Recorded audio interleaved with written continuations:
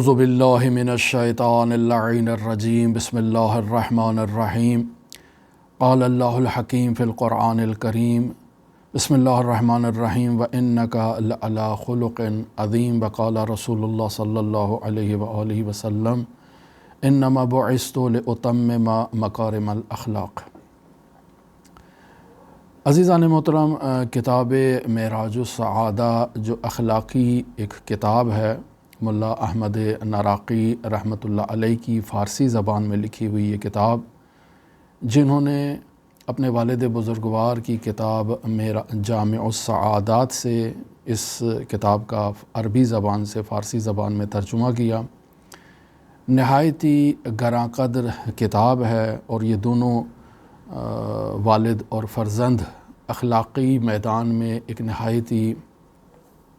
جلیل القدر شخصیات ہیں، فقہائے شیعہ میں سے ہیں، نہایت ہی گراں قدر، نہایت ہی نامور نامدار شیعہ فقہا کی فہرست میں ان دونوں والد اور فرزند کا شمار ہوتا ہے۔ سلوک اللہ کے سفر میں، اللہ کی طرف سفر کرنے میں دونوں والد اور فرزند کا ایک نہایت ہی ممتاز اور نہایت ہی نمایاں مقام ہے۔ لہٰذا حوزہ علمیہ میں زمانے قدیم میں یہ مرسوم تھا کہ ان کتابوں کو باقاعدہ استاد کے پاس پڑھا جاتا تھا، چاہے وہ کتاب جامع السعادات ہو، چاہے وہ کتاب معراج السعادہ ہو، انہیں استاد کے پاس پڑھا جاتا تھا اور استاد سے اخلاق کو سیکھا جاتا تھا۔ لیکن افسوس کہ آج حوزہ علمیہ میں یہ روش متروک ہو چکی ہے، اور نصاب تعلیم حوزہ علمیہ میں اخلاق کی کوئی ایسی جامع کتاب اس وقت موجود نہیں ہے، جس کا نتیجہ آپ یقیناً ہم جیسے علماء کی صورت میں مشاہدہ کرتے ہیں کہ ہمارے پاس وہ اخلاقی کمالات موجود نہیں ہیں جو ہمارے سے پہلے علماء میں موجود ہوا کرتے تھے۔ چاہے آپ علماء نجف میں جا کر مشاہدہ کر لیں، چاہے آپ علماء قم میں یا مشہد میں یا دوسرے حوزہ علمیہ میں جا کر مشاہدہ کریں، تو وہ فقہائے شیعہ، علماء شیعہ، عرفاء شیعہ جو زمانے ماضی میں اخلاق کا مجسمہ ہوا کرتے تھے، اخلاق کا پیکر ہوا کرتے تھے، جنہیں دیکھ کر انسان اللہ کی یاد میں مگن ہو جاتا تھا، جن کے چہرے کو دیکھ کر انسان کے وجود میں لرزہ طاری ہو جاتا تھا کہ یہ اللہ کی ایک خاص مقرب ہستی ہے، وہ در واقع انہی اخلاقی کتابوں کی وجہ سے تھا، انہی اخلاقی مضامین کی وجہ سے تھا کہ جنہیں وہ اپنے اساتید سے سیکھا کرتے تھے، اور آہستہ آہستہ اپنے اساتید کی بارگاہ میں انہیں سیکھ کر ان پر عمل کر کے وہ ایک نہایت ہی ممتاز مقام تک پہنچتے تھے۔ افسوس کہ آج کل حوزہ علمیہ میں چونکہ یہ نصاب اخلاقی موجود نہیں ہے، اس وجہ سے ہماری یہ ذبح حالی حوزہ علمیہ کی بن چکی ہے۔ دعا گو ہیں کہ خداوند متعال حوزہ علمیہ پر ایک ایسا وقت لائے کہ دوبارہ حوزہ علمیہ میں ایسی اخلاقی کتابوں کو باقاعدہ نصاب تعلیم حوزہ کا حصہ قرار دیا جائے، اور ان پر توجہ کی جائے۔ خود جو اساتید ہیں وہ عالم باعمل ہوں، اور وہ آگے سے جب اپنے شاگردوں کی تربیت کریں تو یقیناً معاشرے کے لیے ایک نہایت ہی ممتاز عالم حوزہ علمیہ معاشرے کے سپرد کریں گے۔ اس وقت میری نظر میں نہایت معذرت چاہتا ہوں، اس وقت میری نظر میں ایران میں انقلاب اسلامی کے بعد اس وقت جو عوام کی صورتحال ہے، اس میں بہت بڑا کردار علماء کے بے عمل ہونے کا ہے۔ بزرگ شخصیات، نامور فقہا، نہایت ہی باعمل شخصیات ہیں، لیکن وہ شخصیات جو معاشرے میں، مساجد میں ادھر ادھر لوگوں سے جن کا سروکار ہے، جن کا رابطہ ہے، وہ اپنے عمل سے، اپنی گفتار سے، اپنے کردار سے لوگوں کو اگر اسی طرح اسلام کی طرف متوجہ کریں، اسی طرح اپنی شرعی ذمہ داریوں کو ادا کریں، اور یہ جو سیاسی مناصب ہیں، سیاسی پوسٹیں ہیں، سیاسی یا سرکاری پوسٹیں ہیں، ان سے دوری اختیار کریں اور زہد و تقوی کی طرف رجوع کریں، اپنے جو رسالت حوزوی ہے اس کو اگر ادا کریں، تو یقیناً معاشرے کی یہ جو اس وقت صورتحال ہے، یہ ایسی صورتحال میری نظر میں یقیناً نہ ہوتی۔ پس بنیادی طور پر جو ہے وہ میری نظر میں اس کی ایک یہ اہم وجہ ہے۔ لہٰذا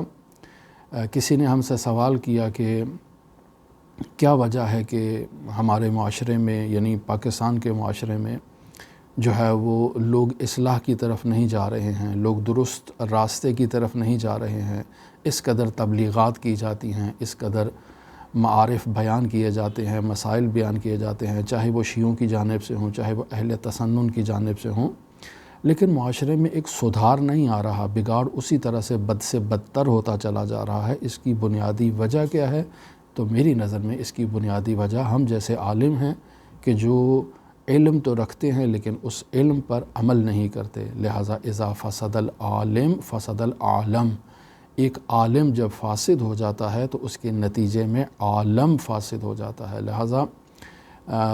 رجوع کرنا چاہیے انہی اخلاقی مضامین کی طرف، اور یہ اخلاقی مضامین ہمارے علماء نے کو اپنی جیب سے نکالے نہیں ہیں، یہ قرآن و اطرت کا نچوڑ ہے، روایات کا نچوڑ ہے، معارف الہیہ کا نچوڑ ہے، جسے ایک منظم اور منسجم اور ایک مرتب حالت میں ایک نصاب تعلیم کے عنوان سے پیش کیا گیا، اور ایسے افراد نے پیش کیا جو خود عالم باعمل ہیں۔ اگر آپ ہمارے چینل کا وزٹ کرتے ہیں باقاعدہ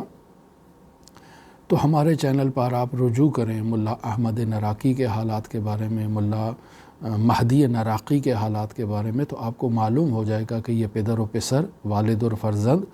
کس قدر جلیل القدر شخصیات تھے، تشیع کے مکتب سے تعلق رکھنے والے ہیں۔ لہٰذا ایسے ہی عالم اگر کسی چیز پر قلم فرسائی کرتے ہیں، کتاب تحریر کرتے ہیں، تو یقیناً اس کا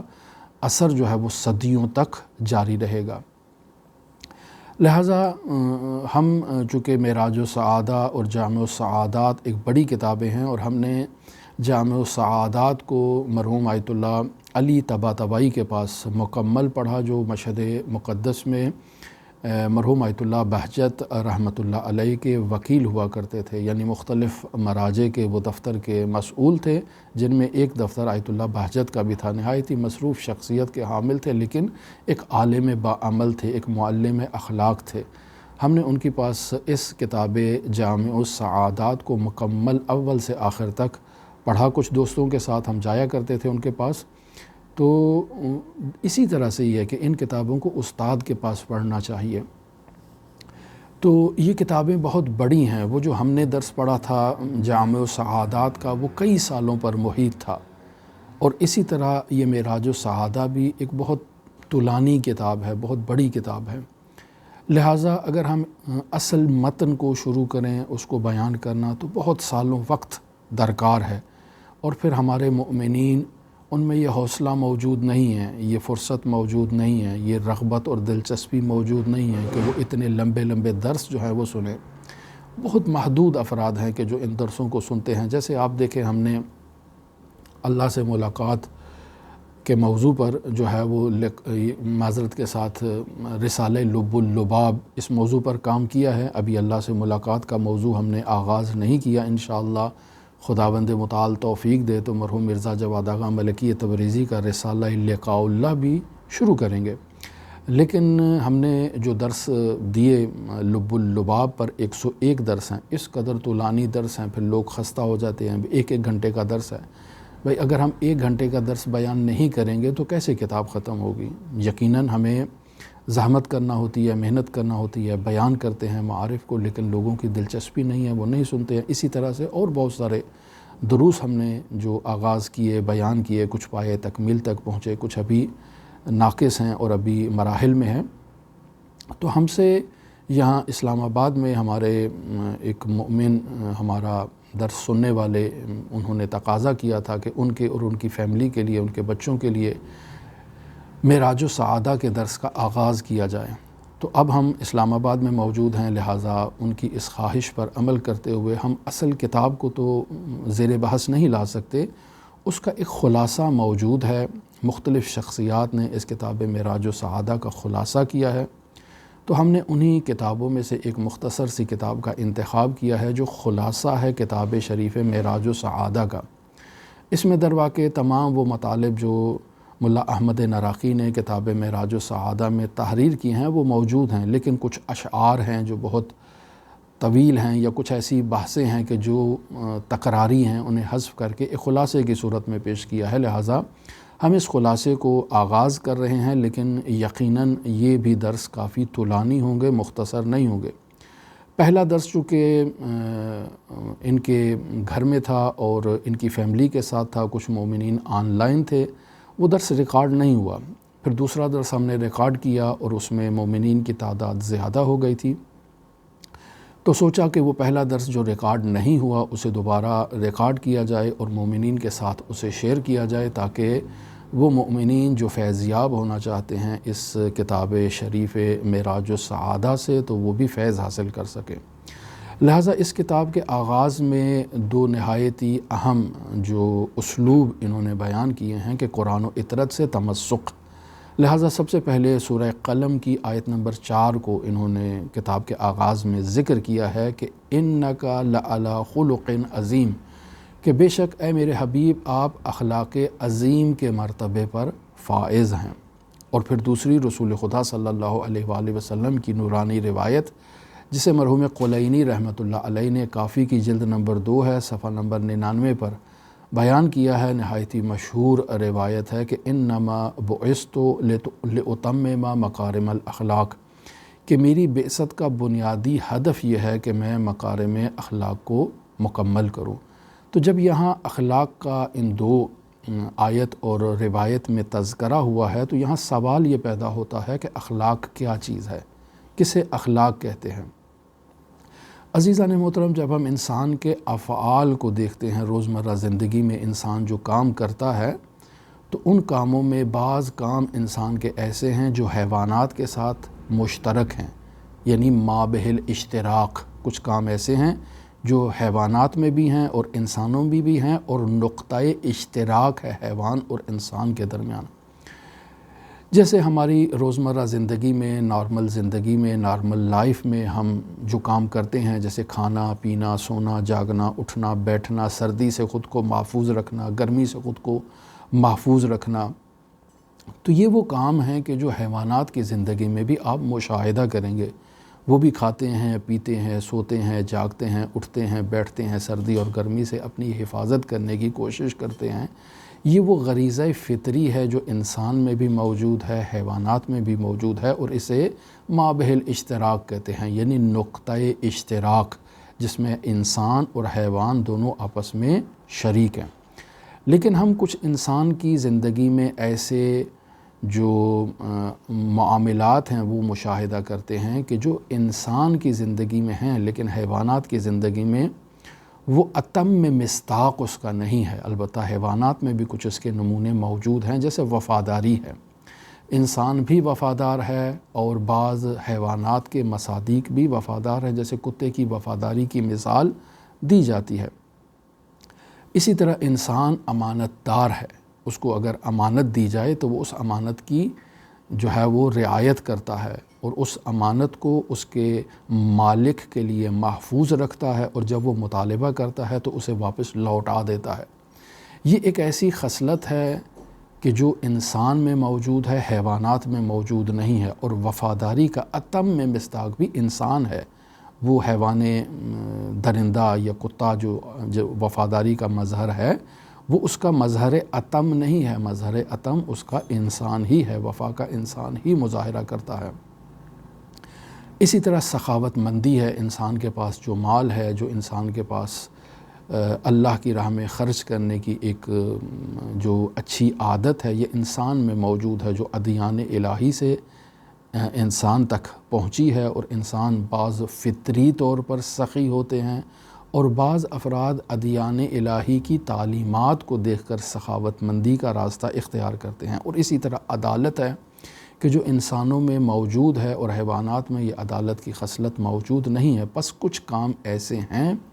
جو انسانوں کے ساتھ مخصوص ہیں، یا اگر حیوانات میں بھی موجود ہوں تو انسان اس کا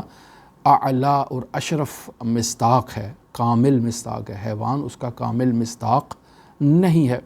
تو اس اعتبار سے ہم یہ دیکھتے ہیں کہ کچھ کام انسان اور حیوان کے مشترک ہیں، اور کچھ کام ایسے ہیں کہ جس میں انسان حیوان سے جدا ہو جاتا ہے۔ تو علماء اخلاق علم اخلاق میں یہ نقطہ بیان کرتے ہیں کہ علم اخلاق، جس کا دوسرا نام آپ تہذیب نفس بھی کر سکتے ہیں، کہ اپنے نفس کو پاک کرنا، اپنے نفس کو آراستہ کرنا، اپنے نفس کو سجانا، اپنے نفس کو مرتب کرنا، یہ در واقع عزیزان محترم علم اخلاق یا تہذیب نفس اگرچہ ادیان الہی کا حصہ ہے، اسلامی تعلیمات کا حصہ ہے، لیکن اسلامی تعلیمات سے پہلے بھی یہ اخلاق موجود تھا۔ اگر ہم دیکھیں تو فلسفہ یونان جسے ارسطو نے جو ہے وہ تحریر کیا، اور ارسطو کو معمولی انسان نہیں تھا، یعنی اس کے بارے میں یہ گمان موجود ہے کہ وہ اللہ کے انبیاء میں سے ایک نبی تھا۔ تو ارسطو نے جو تعلیمات بیان کی ہیں، ان تعلیمات میں جو اس کی حکمت ہے، جو فلسفہ ہے، تو اس فلسفے کا ایک حصہ، ایک جزو اخلاق بھی ہے، علم اخلاق بھی ہے، کہ کیسے انسان کو اچھی عادتیں اس کو ڈالی جائیں انسان کے وجود میں، اور رذائل اور بری عادتوں سے انسان کو منزہ اور پاکیزہ کیا جائے۔ ایک باقاعدہ علم اس نے اخلاق کے عنوان سے بیان کیا تھا۔ تو وہ جو ارسطو نے اخلاق بیان کیا، اسی اخلاق کو اسلام میں 5ویں صدی ہجری کے بعد سے جو ہے وہ علماء نے، جیسے ابن مسقوی ہے، انہوں نے اس کو اس قرآن و اطرت کے ساتھ تطبیق کیا، اور اسے قرآن و اطرت کے ساتھ ہم آہنگ کر کے، مطابقت کر کے، وہ چیز جو قرآن و اطرت میں موجود ہے اسے برہان کی شکل دیکھ کر انہوں نے جو ہے وہ کتاب جو ہے وہ تحریر کی، اور پہلی جو کتاب ہے اسلامی تعلیمات میں جو باقاعدہ اخلاق اسلامی پر قرآن و سنت کی روشنی میں اور فلسفہ ارسطو کو مد نظر رکھتے ہوئے تحریر کی گئی، تو ابن مسقوی کی ہے۔ اور جب ہم اخلاقی کتب کا تعارف کروائیں گے کل کے درس میں، تو تفصیل کے ساتھ اس موضوع کو وہاں ہم بیان کریں گے انشاءاللہ۔ تو پس اخلاق در واقع اچھی عادات کو اپنانے کو کہتے ہیں، اور بری عادات سے اپنی جان چھڑانے کو اخلاق کہا جاتا ہے۔ لہٰذا جب ہم اخلاق کی طرف رجوع کرتے ہیں تو ہمیں 2 طرح کے اخلاق دکھائی دیتے ہیں۔ ایک اخلاق اخلاق نظری ہے، اور ایک اخلاق اخلاق عملی ہے۔ تو یہاں سوال پیدا ہوتا ہے کہ اخلاق نظری کسے کہتے ہیں اور اخلاق عملی کسے کہتے ہیں؟ تو عزیزان محترم، خلاصہ آپ کی خدمت میں بیان کیا جائے کہ اخلاق نظری در واقع اس اخلاق کو کہتے ہیں جس کا تعلق عمل سے نہیں عقل سے ہے، یعنی آئیڈیالوجی سے ہے، نظریات سے ہے، تعریفات سے ہے۔ جب سے اخلاقی موضوعات میں مختلف مسائل ہیں، مثلا صبر کسے کہتے ہیں، صبر کی تعریف کی جائے، زہد کسے کہتے ہیں، زہد کی تعریف کی جائے، تقویٰ کسے کہتے ہیں، تقویٰ کی تعریف کی جائے، کذب کسے کہتے ہیں، اس کی تعریف کی جائے، تو عزیزان محترم جو چیز عقل سے تعلق رکھتی ہو، جس کا تعلق آئیڈیالوجی سے ہو، جس کا تعلق نظریات سے ہو، جس چیز کا تعلق جو ہے وہ تعریفات سے ہو، اسے اخلاق نظری کی بحث میں شامل کیا جاتا ہے۔ یعنی کون سے ایسے افعال ہیں جنہیں فضیلت کہا جاتا ہے اور ان کی کیا تعریف ہے، اور کون سے ایسے افعال ہیں جنہیں رذیلت کہا جاتا ہے اور ان کی کیا تعریف ہے۔ اس موضوع کو جب بیان کیا جاتا ہے تو یہ در واقع انسان کو حقائق کی معرفت دیتا ہے کما ہی جیسے وہ حقائق ہیں۔ جب اس موضوع پر عقلی اور علمی زاویے کے اندر بحث کی جائے اخلاقی میدان میں تو اسے اخلاق نظری کہا جاتا ہے، اور جب انسان اخلاق عملی کے میدان میں داخل ہوتا ہے تو وہاں انسان کو تعلیم دیا جاتا ہے کہ کون سی چیز فضیلت ہے تم اسے اپناؤ اپنی زندگی میں، اس کو اپنا وتیرہ قرار دو اور اپنی زندگی کا حصہ قرار دو، تو وہ آ جاتا ہے اخلاق عملی، جہاں عمل سے تعلق ہے۔ اور اسی طرح کون سی چیز ہے جسے انسان نے اپنے وجود سے دور کرنا ہے، اس کا تعلق ہے اخلاق عملی سے۔ لہٰذا اگر ہم اسلامی تعلیمات کا نچوڑ بیان کرنا چاہیں تو اسلامی تعلیمات کا نچوڑ 3 چیزوں کے اوپر آتا ہے۔ ایک اصول اعتقادات ہیں، ایک احکام شرعیہ فرعیہ ہیں، اور ایک چیز جو ہے وہ اخلاقیات ہے۔ لہٰذا انسان نے ان تینوں چیزوں کو جو ہے وہ لے کر آگے چلنا ہے۔ اگر انسان کے پاس اصول اعتقادات نہیں ہیں تو احکام شرعیہ فرعیہ بھی نہیں ہوں گے اور اخلاقیات بھی انسان کے پاس نہیں ہوں گی۔ البتہ وہ اخلاقی مباحث اور مسائل جو فطری طور پر انسان کے اندر موجود ہیں وہ یقیناً انسان میں موجود ہوں گے، چونکہ ان کا تعلق فطرت سے ہے، اور خداوند متعال نے انسان کی فطرت میں ان محاسن کو، ان کمالات کو رکھ دیا ہے کہ کیسے انسان اپنے وجود میں صبر ایجاد کرتا ہے، کیسے انسان بردباری، صبر و تحمل اختیار کرتا ہے، کیسے انسان اپنے غصے پر کنٹرول کرتا ہے، قابو کرتا ہے، کیسے غرور، تکبر، عجب کو اپنی زندگی سے انسان ختم کرتا ہے۔ یہ وہ محاسن ہیں کہ جو انسان کو خداوند متعال نے عطا کیے ہیں۔ لہٰذا انبیاء کرام علیہم الصلاۃ کی بعثت کا بنیادی ہدف یہ ہے کہ انسان کو کمال عطا کریں، یعنی انسان کی اسی فطرت الہیہ جو خداوند متعال نے انسان کے وجود میں رکھ دی ہے۔ انبیاء کا کام یہ ہے کہ اس فطرت الہیہ کو بیدار کرنا اور اس فطرت الہیہ کے مطابق انسان کی تربیت کرنا اور انسان کو بلندیوں کے جو مراتب ہیں وہ طے کروانا اور بلندیوں تک انسان کو پہنچانا۔ لہٰذا جب ہم قرآن مجید میں سورہ جمعہ کی آیت نمبر 2 کی تلاوت کرتے ہیں تو وہاں خداوند متعال ارشاد فرما رہا ہے یتلو علیہم آیاتہ ویزکیہم ویعلمہم الکتاب والحکمہ۔ انبیاء کی بعثت کا ہدف یہ ہے کہ انہیں آیات الہی کی ان کے اوپر وہ تلاوت کرتے ہیں، وَيُزَكِّيهِمْ اور ان کا تزکیہ کرتے ہیں، پہلے انہیں پاک کرتے ہیں، پھر اس کے بعد وَيُعَلِّمُهُمُ الْكِتَابَ وَالْحِكْمَةَ پھر انہیں کتاب و حکمت کی تعلیم دیتے ہیں۔ پس معلوم ہو جاتا ہے کہ تزکیے کا مرحلہ تعلیم کتاب و حکمت سے پہلے ہے، یعنی انبیاء کا کام جو شریعت کی تعلیم دینا ہے، جو انسان کو بلندیوں تک لے جانا ہے، تو پہلے اس کا تزکیہ کرنا یہ نہایت ہی ضروری ہے۔ قولوا لا الہ الا اللہ لعلکم تفلحون، یعنی لا الہ الا اللہ کہو گے تو فلاح پا جاؤ گے۔ کیوں؟ چونکہ یہ کلمہ طیبہ وہ کلمہ ہے کہ جس کے کہنے سے تمہارے وجود سے رذائل کفر، رذائل شرک جو ہیں وہ ختم ہو جائیں گے اور تم پاک ہو جاؤ گے۔ اب جب تم پاک ہو گئے ہو تو تزکیہ کا مرحلہ پہلے آیا، لا الہ کوئی الہ نہیں ہے، اب اس کے بعد الا اللہ کی باری ہے۔ جب انسان لا الہ یعنی جو باطل خدا ہیں ان کی نفی کرتا ہے تو پھر الا اللہ کے مرحلے میں داخل ہوتا ہے اور خداوند متعال کی توحید کو تسلیم کرتا ہے۔ لہٰذا انبیاء کرام علیہم الصلاۃ کی بعثت کا بنیادی مقصد یہ ہے کہ انسان کا تزکیہ کریں، یعنی انسان کے وجود سے برائی کا خاتمہ کریں، پھر تحلیہ کریں، یعنی اس کو آراستہ کریں۔ جب انسان کا تزکیہ ہو جائے اور تحلیہ ہو جائے تو یہ انسان معصوم ہو جاتا ہے، یہ انسان پاک ہو جاتا ہے، یہ انسان طاہر ہو جاتا ہے۔ جیسے جیسے انسان کا مرتبہ تزکیے میں بلندیاں اختیار کرتا جاتا ہے، انسان کی طہارت، انسان کی پاکیزگی، انسان کی عصمت کے مراتب بڑھتے چلے جاتے ہیں۔ چونکہ عصمت بھی عزیزان محترم مقولہ تشکیک سے ہے، اس کی بھی مراتب ہیں، اور اس موضوع پر کل بھی ہم تفصیل سے گفتگو کریں گے، آپ مشاہدہ کیجئے گا۔ تو یہ ہمارے ہاں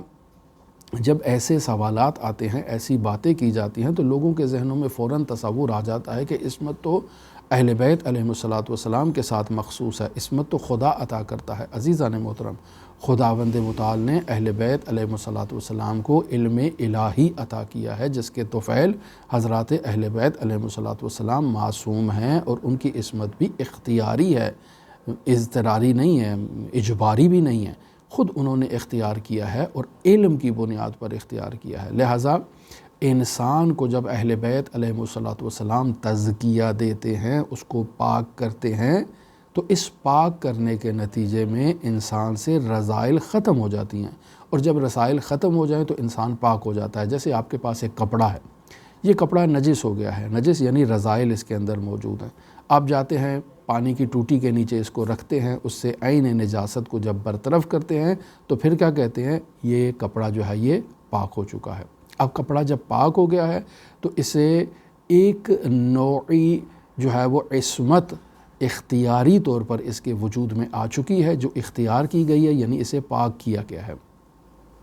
پھر اس کے بعد آپ اسے جو ہے وہ استری لگاتے ہیں، پھر اسے رنگ کرتے ہیں، پھر اسے زیب تن کرتے ہیں۔ یہ ہے فضائل اخلاقی جسے آپ اس کو آراستہ کر رہے ہیں۔ انسان بھی اسی طرح سے ہے کہ اس کے وجود میں جو خامیاں، کوتاہیاں، بدیاں موجود ہیں ان کو پہلے اس کے وجود سے صاف کیا جائے اور پھر اس کو فضائل اخلاقی سے آراستہ کیا جائے۔ لہٰذا اس کے لیے بھی علم کا ہونا ضروری ہے۔ اور یہ علم کہاں سے آئے گا؟ ایک دفعہ ہم انہی کتابوں کا مطالعہ کرتے ہیں اور ان کتابوں کے نتیجے میں علم حاصل کرتے ہیں، لیکن اس سے بڑا علم وہ ہے جو انسان خود انبیاء کی بارگاہ میں بیٹھ کر علم حاصل کرتا ہے۔ کیوں؟ چونکہ ان کے لبھائے مبارک جو وحی سے